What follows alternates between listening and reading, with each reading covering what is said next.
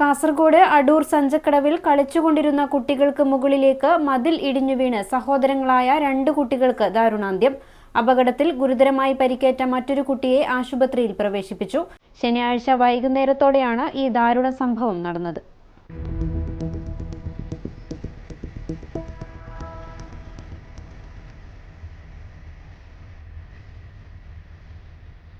കാസർഗോഡ് അടൂരിൽ കളിച്ചുകൊണ്ടിരുന്ന കുട്ടികളുടെ മുകളിലേക്ക് വീടിന്റെ മതിലിടിഞ്ഞു വീണ് 2 സഹോദരങ്ങൾ മരണപ്പെട്ടു.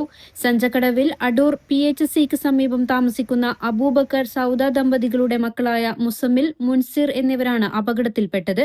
ശനിയാഴ്ച വൈകുന്നേരം 5:30യോടെയായിരുന്നു സംഭവം. അയൽവീട്ടിലെ മതിലിന് സമീപം കുട്ടികൾ കളിച്ചുകൊണ്ടിരിക്കെ മതിൽ പെട്ടെന്ന് ദേഹത്തേക്ക് ഇടിഞ്ഞു വീഴുകയായിരുന്നു. അപകട സ്ഥലത്ത് വെച്ച് തന്നെ ഒരു കുട്ടി മരണപ്പെട്ടു.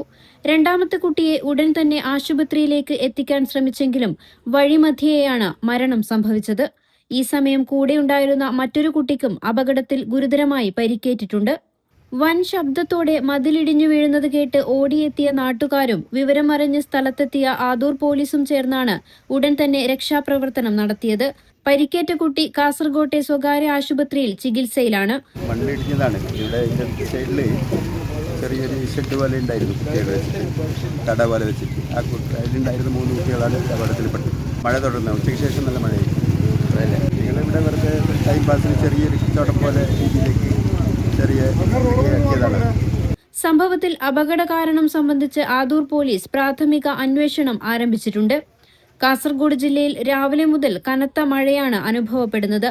കളിച്ചിരികളോടെ ഒപ്പമുണ്ടായിരുന്ന 2 പിഞ്ചോമനുകളുടെ വേർപാടിന്റെ നടുക്കത്തിലാണ് നാട്. News 14 live, Kasaragod.